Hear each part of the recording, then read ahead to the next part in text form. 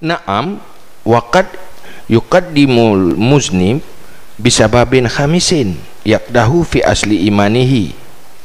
Bitimenan kadang-kadang melakukan oleh orang yang berdosa dengan sebab yang kelima yang merusak pada asal imannya, dan dianya yang merusak pada asal iman. Sebab yang kelima, kaunuhu, keadaannya orang yang berdosa itu ragu pada benar Rasul, wahdah wal kufru, dan yang itu kufur. Nah, sebab tu orang pubut dosa karena hana imannya kan yakin salah Rasul, tapi keraguan betul yang ada bahan pubit lagi yang bahan Rasul mentang pubit hana yakin ni antara nyonyokan keraguannya nyan kahana liman nyan raksya atau bahan Nabi nya hana yakin takut kon nyan kahana imannya menyebut buah bunuh mentang na iman, tapi nyonyo si kahana le beriman. Nah, orang terjebak dalam dosa karena keraguannya, rasa skeptis dalam hati, rasa ragu terhadap apa yang dalam agama, pegah dalam Quran, pegah dalam hadis, ana yakin. Apalagi tanya di zaman orangnya letak orang peragu tentang Al-Quran. Orang lawan Al-Quran kan timuh keraguan yang latih orang lain. Yang kufur tu kah kaji ke kafir.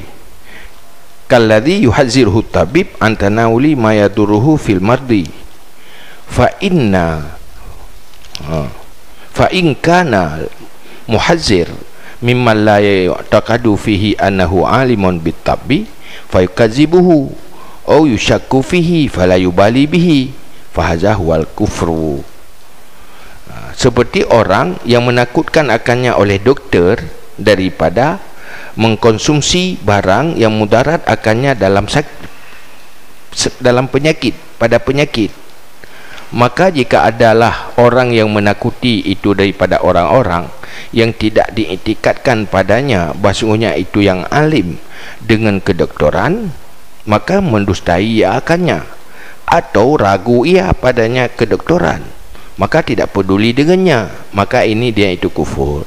Yang persih bandingan jih lagi orang sakit wate gena sehati li doktor kepegahnya bahaya igajan pertama ragu ke doktoran gajan dia sangka yang pukul kepegah kadang salah hana gakui hana yakin ke doktor hana gakui nyan doktor sehingga kena lebut wate hana gakui pegah doktor yan yakin atau ke hanaga kui si cak antaranya ngangkon mungkinnya tapi mungkin kon dit menalah orang yang hana akui benar Rasul atau hanaga akui orang yang alim. Ini kadang hana pegah Nabi menan syak ke orang pegah ini kadang hadis palsu hadis lain kadang yang kena lebut hana fungsi, maka gedanya hana fungsi tajak buat doktor yang hana tak yakin keahlian gaya. Apalagi tak fikir kan yang tulis, tak anggap yang tulis yang tipeng saja lah boleh aku minta ya aku pedih tu tujuan yang ni tak berada saya ubat si mengalah ubat yang kena minta peng yang kena lebut dia hana je ubatnya karena ragu.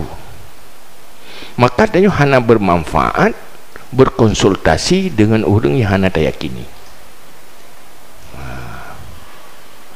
sehingga pegah tu dalam kitab Ibnu Athaillah sabuh rahmat ke katanya orang beriman di saat gepelemah li Allah kharikul adat ba aulia nya rahmat Allah sehingga tanya yakin tentang ganyan sehingga duduk katanya tak ikuti. Tapi sabuh malapetaka ketiro hamba dari Allah gepelemah kekurangan orang para aulia sehingga ragu sehingga harus diikuti. yang sebenarnya racun. Maka orang syak kegurainya meracuni diri sendiri.